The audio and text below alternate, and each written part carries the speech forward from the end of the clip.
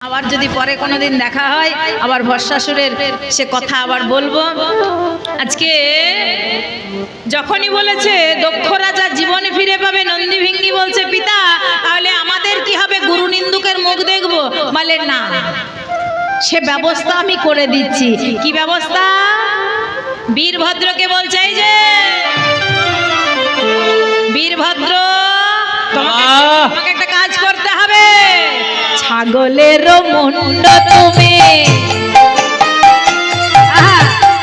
আনব কাটিয়া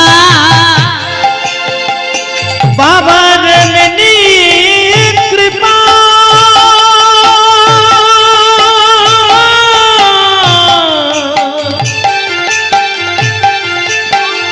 মোরা দেহে প্রাণ ফিরে পায়, ছাগলের মুন্ড তুমি আনব কাটিয়া দক্ষ স্কন্ধে বসিয়ে দাও যত নকডিয়া, দক্ষ স্কন্ধে বসিয়ে দাও যত নকডিয়া। বীরভদ্র যেখান থেকে পারো একটা ছাগলের মুন্ড নিয়ে এসো, দক্ষ রাজা স্কন্ধে বসাও, সে জীবন ফিরে পাবে। বীরভদ্র সেই ত্রিশূলটা নিয়ে বেরিয়ে পড়ল। যেই না কিছু দূর গিয়েছে দেখছে একটা ছাগল চড়ছে, তাড়াতাড়ি করে ধরে তার মুন্ডটা কেটে আর দক্ষ রাজা স্কন্ধে বসিয়েছে। মাগো দক্ষ রাজা জীবনে ফিরে পেয়েছে। আর যেই না জীবনে ফিরে পেয়েছে ছাগলের মুন্ড, এবার ছাগলের মুন্ডে ছাগলের মুখে কথা বলছে। বাবা ছাগল যখন চিৎকার করে কি হয়? জয় জয় রাধে। মা ছাগল চিৎকার করলে জিভটা বেরিয়ে আসে, আসে কিনা? আজকে দক্ষ রাজা ছাগলের বদনে কথা বলছে, মানে ম্যা ম্যা জিভটা বেরোচ্ছে। আর রমণীগণ হো হো হো হো করে হাসছে। দেখ দেখ দেখ রাজার বদন দেখ, কেমন বদন ছিল আর কেমন বদন হলো। হ্যাঁ, কত সুন্দর বদন ছিল, কেমন ছাগলের বদন, ম্যা ম্যা করে জিভ বেরোয়। আর দক্ষ রাজা তখন ক্রোধান্বিত হয়ে বলে, রমণীগণ আমার জিভ বেরোনো দেখে তোমরা হাসছো, আমার বদন দেখে তোমরা হাসছো। আচ্ছা বেশ, আমি তোমাদের অভিশাপ করছি, তোমরা যখন উলুধ্বনি দেবে আমার মতো বদন হবে। মায়েরা, উলুধ্বনি দেওয়ার সময় ছাগলের মতো জিভটা বেরোয় কিনা বলো? কেন বেরোয়? দক্ষ রাজার অভিশাপের ফলে। আমি তোমাদের উলু দিতে বলবো না, নাও চিন্তা নেই। তোমাদের যদি মন চাইতো তোমরা নিজের থেকে দেবে। আজকে দক্ষ রাজা জীবন ফিরে পেল, কিন্তু ছাগলের বদন হলো। কেন হলো না? ক্রোধের জন্য, রাগের জন্য। মানুষের যখন রাগ হয় বাবা দেখবেন, হয়তো বাড়ির কারোর সঙ্গে ঝগড়া হলো, যখন ঝগড়া হয় হাতের কাছে যা কিছু থাকে, হাঁড়ি কড়াই থালা বাসন যা কিছু থাকে সব কিছু ধরে কি হলো কি হলো বলো তো? হ্যাঁ, রাগ হয়েছে মোবাইল। ও তাই নাকি? ও তাই মোবাইলটা ভেঙে দেবে? বাড়ির লোকের সাথে ঝগড়া হয়েছে বাড়িতে, এই হরিবাসর এসে বলে ভেঙে দেবো। ও মায়েরা করে করে না? যা কিছু থাকে হাতের কাছে, যা কিছু থাকে সব কিছু ধরে ছুঁড়ে ভেঙে ফেলে দেবে। তারপর পরে আবার আফসোস করবে যখন রাগটা কমে যায়। এরকম করে কেন? না, ক্রোধের জন্য। তাই ভগবান শ্রীকৃষ্ণ গীতায় বলেছেন, ক্রোধাৎ ভবতি সম্মোহ সম্মোহ সম্মোহমসিতি বিভ্রাম স্মৃতি বিভ্রম স্মৃতিভংসাৎ বুদ্ধিনাশ বুদ্ধিনাশ বুদ্ধিনাশাৎ প্রণশ্যতে প্রণশ্যতে। মানে ক্রোধ থেকে হয় মোহ, মোহ থেকে স্মৃতি বিভ্রাম, স্মৃতি বিভ্রাম থেকে বুদ্ধিনাশ, আর বুদ্ধিনাশ হলেই হবে সর্বনাশ। দক্ষ রাজার সেটাই হয়েছে, বুদ্ধি নাশ হয়ে গেল। আর কেমন সর্বনাশটা বাবা হয়ে গেল দেখুন। আজকে ভোলানাথ দেখছে অদূরে পড়ে রয়েছে সতীর দেহটা, তাই ভোলানাথ সতীর দেহটা স্কন্ধে নিয়ে উন্মাদের মতো ছুটে চলে যাচ্ছে। ওরে নাচিয়া নাচিয়া চলিল ছুটিয়া ধরিয়া সতীর সঙ্গ চলে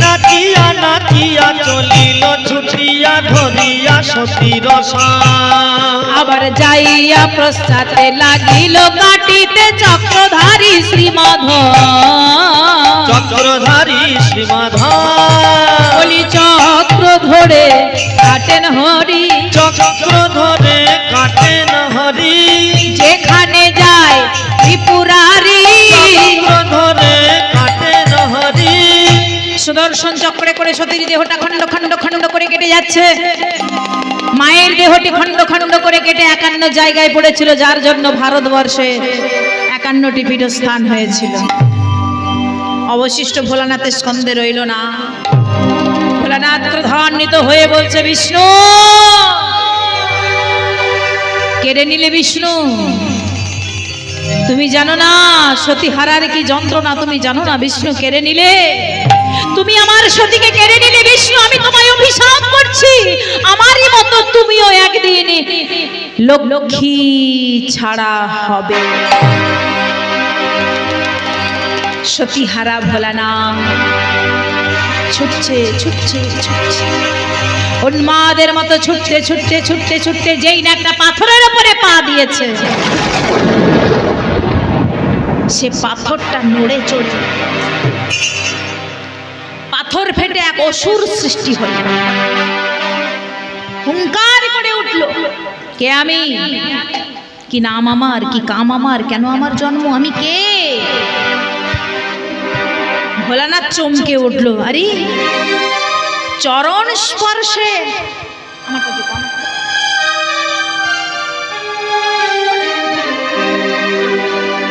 চরণ স্পর্শে আজকে পাথর ফেটে অসুর হরি বল হরে কৃষ্ণ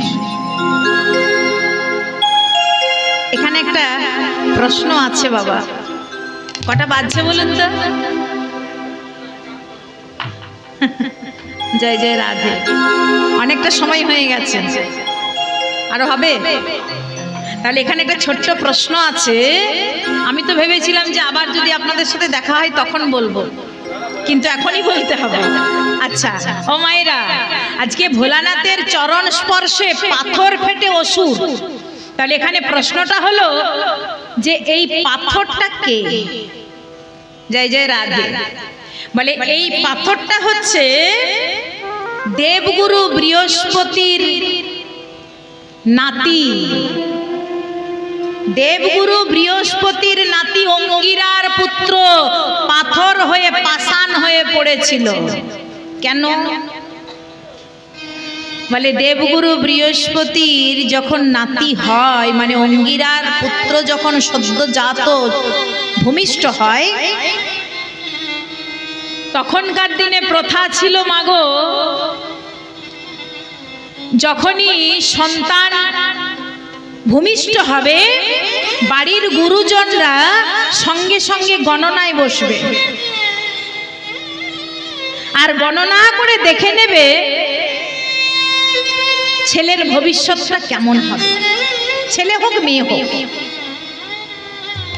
তাই আজকে দেবগুরু বৃহস্পতি যখনই অঙ্গিরার সদ্যজাত শিশু ভূমিষ্ঠ হয়েছে দেবগুরু বৃহস্পতি গণনা করছে আর গণনা করে চমকে উঠল সঙ্গে সঙ্গে মুছে দিল ফের আবার নতুন করে শুরু করেছে আবার গণনা করে রেজাল্ট একই আসছে আবার মুছে দিল তৃতীয়বার যখন রেজাল্ট একই এলো দেবগুরু বৃহস্পতি অঙ্গিরাকে বলছে অঙ্গিরা এই যে তোমার সদ্যজাত যে শিশুটি হয়েছে তোমার এই ছেলেটি আমি ভালো করে গণনা করে দেখলাম বড় হলে বিরাট বড় এক অসুর হবে এ কোনোদিন সমাজে কারো ভালো কাজ করবে না, এ সব সময় সবার ক্ষতি করবে। এ বিরাট বড় অসুর হবে। যখনই বলেছে বাবা সমাজে কারো ভালো করবে না, শুধু ক্ষতিই করে যাবে, এ বিরাট বড় অসুর হবে। সঙ্গে সঙ্গে অঙ্গিরা কি করলো না, কমণ্ডলুর জল নিয়ে যা তুই পাষাণ, বলা মাত্রই কাজ শুরু। কারণ সত্য যুগে মাগো এভরিবডি, প্রত্যেকেই ছিল বাকসিদ্ধ। বাকসিদ্ধ মানে মুখে যে যেটা যে মুহূর্তে বলে দিত সঙ্গে সঙ্গে ফলাফল হয়ে যেত। সত্য যুগে সবাই ছিল বাকসিদ্ধ। অঙ্গিরা যখনই বলল যে যা তুই পাষাণ হয়ে যা, সেই সদ্যজাত শিশুটি সঙ্গে সঙ্গে পাষাণ হয়ে গেল। কিন্তু বাবা কথায় আছে না, কুপুত্র যদিও হয় কুমাতা কখনো নয়। সন্তান মায়ের খারাপ চাইতে পারে, কিন্তু কোনো মা সন্তানের খারাপ চাইতে পারে না। সন্তান মাকে যত কষ্টেই রাখুক না কেন, মা সব সময় সন্তানের মঙ্গল চায়। বলে একটা কলসির জলে 10টা কলসি ভর্তি হয়ে যায় বাবা, কিন্তু একটা সময় আসে 10টা কলসির জলে একটা কলসি ভর্তি হয় না।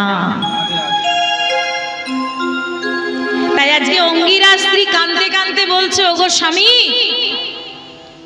আমার এই সদ্যজাত শিশুটাকে তুমি পাষাণ করে দিলে, আমার মাতৃত্বের স্বাদ মিটলো না, আমাকে মা বলে একবারের জন্য ডাকলো না, তুমি পাষাণ করে দিলে, এই পাষাণ থেকে কোনোদিন মানব হবে না।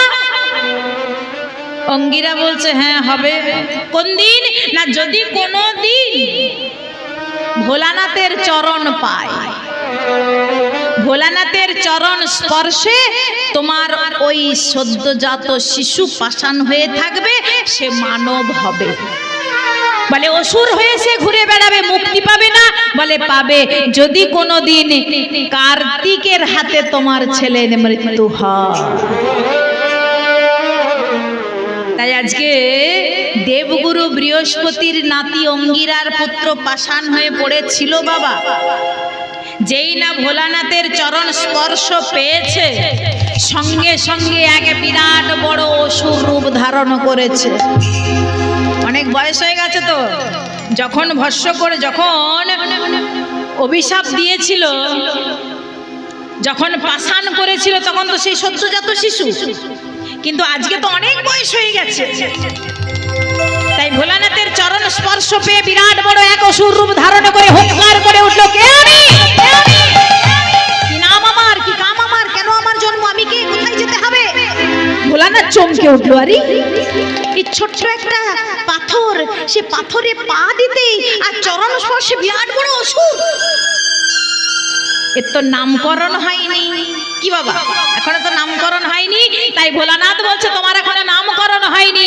আমার চরণ স্পর্শ পেয়ে পাথর ফেটে অসুর, তারক মানে পাথর, তাহলে আজকে তারক ফেটে অসুর, আমি তোমার নাম দিলাম তারকাসুর।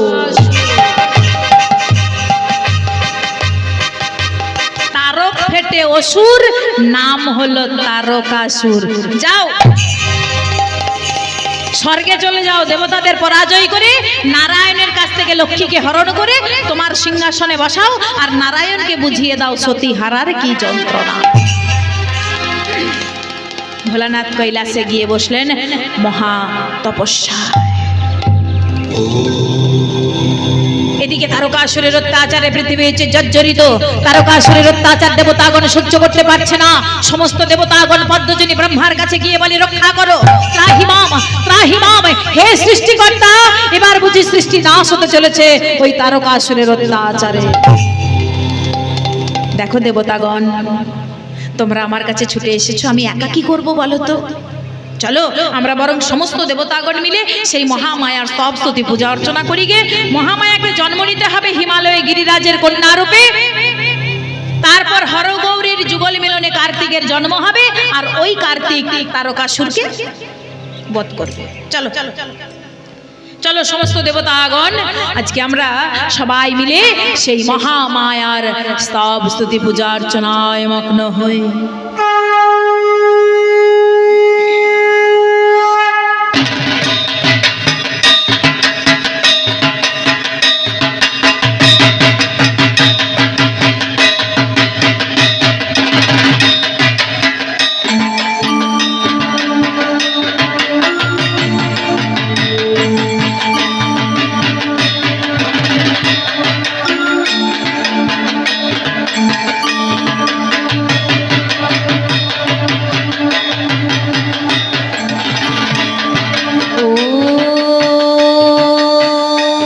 कलाभ्रवं कटक्षरिकुल भयदं मैलीवरदेन्दुरेखं शङ्खं चक्रं कृपाणं त्रिशिखमपि करोरद्बौहस्तिं त्रिनेत्रं सिंहास्कन्धादिरूढं त्रिभुवनमखिलं तेजसा पुरयन्ति देवदुर्गा जयखं त्रिदशि परिवृतां शवितां सिद्धिकामयि सृष्टिस्थितिविनाशायनं शक्तिभूते सनातनी गुणाश्रयी गुणमयी नारायणी नमस्तुते शरणागत दिनात्मयो परित्राणै परायणी सर्वशक्ति हरि देवी नारायणी नमस्तुते ओम सर्वमंगल मंगले शिवे सर्वार्थ साधिके शरण्यत्तम्के गौरी नारायणी नमोस्तुते।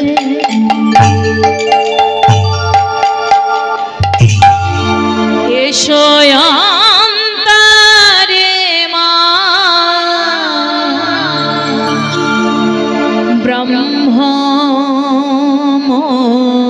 ब्रह्ममोये दुःखहारिणे